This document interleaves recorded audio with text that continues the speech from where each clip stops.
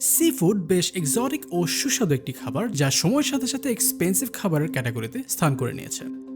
যদিও বাংলাদেশের 1,18,000 square kilometre বেশি সমুদ্র সীমা রয়েছে, তা সত্ত্বেও এদেশে সি ফুড এখনও জনপ্রিয় হয়ে ওঠেনি।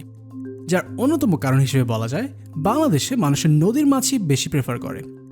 অন্যদিকে মৎস্যজীবীদের আহরণ করা সামুদ্রিক মাছের একটা বড় অংশই বিদেশে এক্সপোর্ট করা হয়। একটা সময় কেবল 5 স্টার হোটেলগুলোতেই সি ফুড আইটেম পাওয়া গেলেও বর্তমানে দেশে প্রচুর সি ফুড রেস্টুরেন্ট গড়ে উঠেছে। যেমন ঢাকায় সাধারণত রেস্টুরেন্ট ভেদে সি ফুড আইটেম 600 থেকে 3,000 টাকা পর্যন্ত হয়ে থাকে। ইনফ্যাক্ট সি ফুড বিশ্বব্যাপী বেশ এক্সপেন্সিভ হয়ে থাকে। তবু ইউরোপের দেশগুলোতে সি ফুডের চাহিদা প্রচুর, কিন্তু পৃথিবীর 70 ভাগই যখন সমুদ্র বেষ্টিত এবং প্রায় সব সমুদ্র উপকূলে নানা রকম সি ফুডের সমারোহ, সেখানে সি ফুডগুলোর দাম রেস্টুরেন্টে কেন এত বেশি হয়ে থাকে?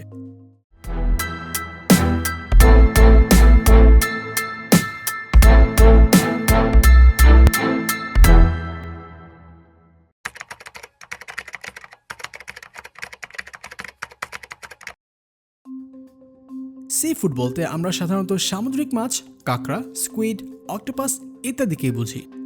এগুলো ছাড়াও সি উইডকেও সি ফুড হিসেবে কাউন্ট করা হয় এবং বিশ্বজুড়ে এগুলোর ব্যাপক চাহিদা রয়েছে, স্পেশালি এশিয়াতে। প্রাকৃতিকভাবে প্রোটিনের উল্লেখযোগ্য উৎস হওয়ার কোস্টাল এরিয়াগুলোতে এই ফুড কালচারকে রেগুলার ডায়েটের অংশ হিসেবে গণ্য করা হয়। এই সামুদ্রিক প্রাণী সংগ্রহ করার প্রক্রিয়াকে ফিশিং বা মেরিন লাইফ হারভেস্টিং বলা হয়ে থাকে। আর্কিওলজিক্যাল ইতিহাস ঘেঁটে দেখা যায় আজ থেকে প্রায় 1,65,000 বছর পূর্বে বর্তমানে সাউথ আফ্রিকাতে বসবাসকারীরা সি কেভের মধ্যে ফিশিং এর কাজ করত।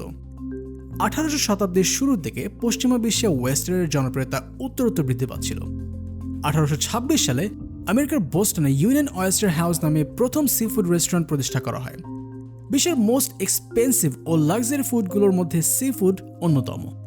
আমেরিকার সবচেয়ে জনপ্রিয় সি ফুড চেইন রেড লবস্টারের সি ফুড আইটেমগুলোর মধ্যে স্যালমন মাছের বিভিন্ন আইটেমের দাম $20 থেকে $30 এবং শ্রিম্পের বিভিন্ন আইটেমের দাম $20 থেকে $50 পর্যন্ত হয়ে থাকে। অন্যদিকে নিউ ইয়র্কের প্রিমিয়াম রেস্টুরেন্ট ওশান প্রিমে ব্ল্যাক অ্যান্ড স্ন্যাপারের দাম প্রায় $60। আবার এই রেস্টুরেন্টে টুইন লবস্টার টেলস খেতে আপনাকে গুনতে হবে প্রায় $80। এছাড়া বিশ্বের বিভিন্ন 5 স্টার হোটেল এবং হাই এন্ড রেস্টুরেন্টে কয়েক হাজার ডলারের সি ফুড আইটেমও বিক্রি হয়। সি ফুডের মধ্যে অন্যতম দামি একটি আইটেম হলো প্যাসিফিক ব্লু ফিন টুনা, যার প্রতি পাউন্ডের দাম $3,000 বেশি। আবার বেবি ইলের প্রতি পাউন্ডের দাম $2,000 বেশি হয়ে থাকে। এছাড়া অ্যালমাস বেলুগা ক্যাভিয়ার প্রতি কেজির জন্য কাস্টমারদেরকে $25,000 বেশি খরচ করতে হতে পারে। অন্যান্য এক্সপেন্সিভ সি ফুড আইটেমগুলোর মধ্যে রয়েছে পশ পাই, Coffin baking oyster, puffer fish ও ফুরচি লবস্টার অন্যতম। বিশ্বব্যাপী কয়েক যুগ ধরে চলে আসা ওভারফিশিং কারণে বিভিন্ন প্রজাতির মাছের পপুলেশন তুলনামূলকভাবে কমে এসেছে। ফলশ্রুতিতে হোয়াইট স্টার্জন, সেলফিশ, ব্লুফিন, ইয়েলোফিনের মতো বেশ কিছু সামুদ্রিক প্রাণী রেয়ার হয়ে উঠেছে, যার কারণে বিশ্বের প্রায় প্রতিটি দেশেই মাছ ধরা এবং বিক্রয়ের জন্য সুনির্দিষ্ট রেগুলেশন আছে যা সেই দেশের জেলেদের মেনে চলতে হয়। যেমন আমেরিকাতে ফিশিং রেগুলেশন তৈরি এবং মেনটেন করার জন্য ন্যাশনাল ওশনিক অ্যান্ড অ্যাটমসফিয়ারিক অ্যাডমিনিস্ট্রেশন আছে, যা ব্লু ওয়াটার ফিশিং এর জন্য স্টেট ভেদে ভিন্ন ভিন্ন রুলস নির্ধারণ করে দেয়। যেমন লবস্টার সারা বছরই শিকার করা যাবে, তবে বোটে 6 জনের বেশি অবস্থান করা যাবে না। আটলান্টিক কোড ফিশ শিকার করার জন্য আদর্শ সাইজ 21 ইঞ্চি এবং একদিনে একটির বেশি শিকার করা যাবে না। ব্লু ফিশ শিকারের ক্ষেত্রে আবার সাইজের লিমিটেশন নেই, কিন্তু দিনে সর্বোচ্চ 3টি থেকে 5টি মাছের বেশি ধরা যাবে না। মূলত এই সকল রেগুলেশন এবং রেয়ারিটির কারণে রেস্টুরেন্টগুলোর র ম্যাটেরিয়াল কিনতে অনেক খরচ করতে হয়। উদাহরণস্বরূপ 1 কেজি ইরানিয়ান বেলুগা ফিশ ক্যাভিয়ারের দাম গড়ে $20,000 থেকে $34,000 হয়ে থাকে। সি ফুডের মধ্যে ওয়াইল্ড কট ফিশগুলোর চাহিদা সবচেয়ে বেশি, কারণ এগুলো খাদ্য হিসেবে বেশ এক্সোটিক এবং খুব সুস্বাদু। গত অর্ধ শতাব্দী ধরে সামুদ্রিক মাছের চাহিদা 4 গুণ বৃদ্ধি পেয়েছে, কিন্তু সামুদ্রিক মাছের চাহিদা প্রতিনিয়ত বাড়তে থাকলেও উৎপাদন সেই অনুপাতে বাড়ছে না। যদিও কিছু কিছু প্রজাতির সামুদ্রিক প্রাণীর চাহিদা ফার্মিংয়ের মাধ্যমে অনেকটা পূরণ করা যায়। গত দশক থেকে ফার্ম রেজ সি ফুডের প্রোডাকশন প্রতি বছর বেড়েই চলেছে এবং ধারণা করা হচ্ছে 2030 সালের মধ্যে বিশ্বের প্রায় 62% মাছের চাহিদা হারভেস্টিং এর মাধ্যমে মেটানো সম্ভব। কিন্তু সব ধরনের সামুদ্রিক প্রাণীর ক্ষেত্রে ফিশারম্যানরা চাইলেই উৎপাদন বৃদ্ধি করতে পারে না। ফিশিং এর মাধ্যমে সমুদ্র থেকেই যে মাছগুলো আহরণ করা হয় সেগুলোর পরিমাণ মোট চাহিদার 14%, অর্থাৎ চাহিদার খুব অল্প অংশই সমুদ্র থেকে সরাসরি আহরণ করা হয়। মাঝ সমুদ্রে ওয়াইল্ড সি ফুড ফিশিং করা বেশ চ্যালেঞ্জিং একটি কাজ, যার জন্য প্রয়োজন পড়ে বড় ফিশিং নেট এবং হারপুনের মতো এক্সপেন্সিভ যন্ত্রপাতি এবং অনেক লোকবল। ফুড অ্যান্ড এগ্রিকালচার অর্গানাইজেশনের রিপোর্ট অনুযায়ী 2018 সালে বিশ্বে প্রায় 60 মিলিয়ন মানুষ ফিশারি এবং অ্যাকোয়াকালচারের সাথে জড়িত এবং এর মধ্যে 39 মিলিয়ন সরাসরি গভীর সমুদ্রের প্রত্যক্ষ ফিশিংয়ের সাথে জড়িত। ফিশিংয়ের জন্য সমুদ্রে অভিযানের সময় ফিশারম্যানরা বেশি পরিমাণে মাছ ও অন্যান্য সামুদ্রিক প্রাণী ধরার জন্য এক নাগারে কয়েকদিন অবস্থান করে এবং প্রায় সময়ে ঝড় ও জলোচ্ছ্বাসের শিকার হয়। তাই লাইফ রিস্কের কথা চিন্তা করে উন্নত বিশ্বে এই ধরনের কাজে পারিশ্রমিকও বেশি হয়ে থাকে। এছাড়া গভীর সমুদ্রে মাছ ধরার জন্য শক্তিশালী জাহাজের দরকার এবং সেই জাহাজ পরিচালনার জন্য প্রয়োজন দক্ষ ক্রুম্যান ও নাবিক। কয়েকদিন থেকে কয়েক সপ্তাহ পর্যন্ত ফিশিং এক্সপিডিশন চলার কারণে জাহাজের সকলের খাবার ও প্রাথমিক চিকিৎসা সহ সম্ভাব্য সকল ধরনের বিপদসংকুল পরিস্থিতি মোকাবেলা করার জন্য প্রস্তুত থাকতে হয়, যা বেশ ব্যয়বহুল। গভীর সমুদ্রে 6 থেকে 8% ফিশিং চার্টারের অ্যাভারেজ কস্টিং ফুল ডে অফশোর ফিশিংয়ে $800 থেকে $2,000, ওভারনাইট ফিশিংয়ে $400 থেকে $35 এবং লং রেঞ্জে 3 থেকে 22 দিনের ফিশিংয়ের এভারেজ খরচ $1,200 থেকে $15,000 পর্যন্ত হয়ে থাকে।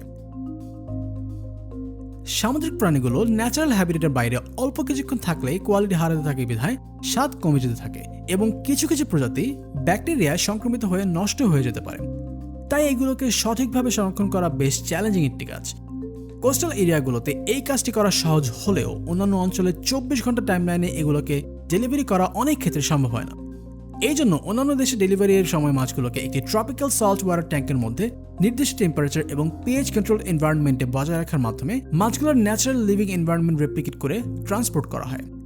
এই ট্রপিক্যাল সল্ট ওয়াটার ট্যাঙ্ক তৈরি ও মেনটেন করা বেশ ব্যয়বহুল একটি কাজ। এছাড়া মৃত মাছগুলোর শেলফ লাইফ বৃদ্ধি ও সেগুলোর পুষ্টিগুণ সঠিকভাবে বজায় রাখার জন্য ট্রান্সপোর্টেশনের সময় ড্রাই আইস, স্টাইরোফোম এবং জেল প্যাকস দিয়ে বিশেষভাবে তৈরি রেফ্রিজারেশন সিস্টেম ব্যবহার করা হয়, যা বেশ ব্যয়বহুল। অন্যদিকে কোস্ট থেকে ডেস্টিনেশনের দূরত্ব এবং ট্রান্সপোর্টেশনের মেথডের উপর ভিত্তি করে ট্রান্সপোর্টেশন কস্টও বেড়ে যায়। এছাড়াও কিছু সামুদ্রিক মাছের প্রজাতি যেমন লবস্টার এবং স্যামন ফিশের সাইজ অনুসারে গ্রেডিং করা হয়। গ্রেডিংয়ের ক্ষেত্রে সর্বোচ্চ গ্রেডিং পাওয়া সামুদ্রিক প্রাণীগুলোকে রেস্টুরেন্টগুলোর বেশ উচ্চ দামে কিনে নিতে হয়। অন্যান্য মাছ বা মাংসের চাইতে সি ফুড প্রসেস করা একটু ডিফিকাল্ট। এগুলো প্রসেস করার জন্য স্পেশালাইজড ম্যাস ফিলেট ফ্যাক্টরিজের দরকার পড়ে। এছাড়াও এই সি ফুড প্রসেসিং এর ব্যাপারটা সেন্ট্রালি লোকালাইজড, কারণ রেস্টুরেন্টগুলোর কিছু হেলথ রেগুলেশন এবং কোয়ালিটি অ্যাসুরেন্স মেনটেন করা লাগে। আবার কিছু স্পেসিফিক ধরনের সি ফুড আছে যেগুলোর কুকিং প্রসেস সঠিক না হলে কাস্টমার অসুস্থ হয়ে পড়তে পারে। উদাহরণস্বরূপ বলা যায় পাফার ফিশ একটি এক্সপেন্সিভ লাক্সারি ডিশ, যা প্রিপেয়ার করতে কোয়ালিফাইড শেফ দরকার যার এই ফিশ প্রসেসিং এবং কুকিং এর ব্যাপারে যথার্থ এক্সপিরিয়েন্স আছে। কারণ সঠিকভাবে পাফার ফিশ কুক করা না হলে এটা সায়ানাইডের থেকেও বিষাক্ত হয়ে যায়। সামুদ্রিক প্রাণী থেকে বিভিন্ন মুখরোচক খাবার তৈরি করার পেছনে এক্সপার্ট শেফ বেশ গুরুত্বপূর্ণ, কেননা এসব প্রাণী রান্নার উপযোগী করে কাটতে প্রয়োজন হয় এক্সপার্ট শেফ এবং সাপোর্ট স্টাফ। যেহেতু সি ফুড রেস্টুরেন্টগুলো প্রিমিয়াম সেগমেন্টের কাস্টমারদের সার্ভ করে থাকে, তাই এসব রেস্টুরেন্টে হাইলি কোয়ালিফাইড ওয়েটার রাখতে হয়। ইউএসের সি ফুড রেস্টুরেন্টের একজন এক্সিকিউটিভ শেফের অ্যানুয়াল স্যালারি $80,000 থেকে $1,00,000 বেশি হতে পারে। অন্যদিকে এই ইন্ডাস্ট্রিতে এক্সিকিউটিভ শেফদের অ্যাভারেজ অ্যানুয়াল স্যালারি প্রায় $70,000। অন্যদিকে একজন ওয়েটারের অ্যাভারেজ ইয়ারলি স্যালারি $30,000 বেশি হয়ে থাকে। সি ফুড যেহেতু বেশ এক্সপেন্সিভ, তাই রেস্টুরেন্টগুলোর টার্গেটই থাকে প্রিমিয়াম কাস্টমারদের আকৃষ্ট করা, যার ফলে বিশ্বের বড় বড় শহরগুলোর কমার্শিয়াল এরিয়া বা প্রাইম লোকেশনেই সাধারণত সি ফুড রেস্টুরেন্টগুলো দেখা পাওয়া যায়।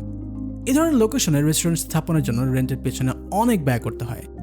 এছাড়া এলিট কাস্টমারদের আকৃষ্ট করতে রেস্টুরেন্টগুলোকে ডেকোরেশনের পেছনে প্রচুর ব্যয় করতে হয়, যাতে করে কাস্টমাররা ফাইন ডাইনিং এর এক্সপিরিয়েন্স যথাযথভাবে উপভোগ করতে পারে।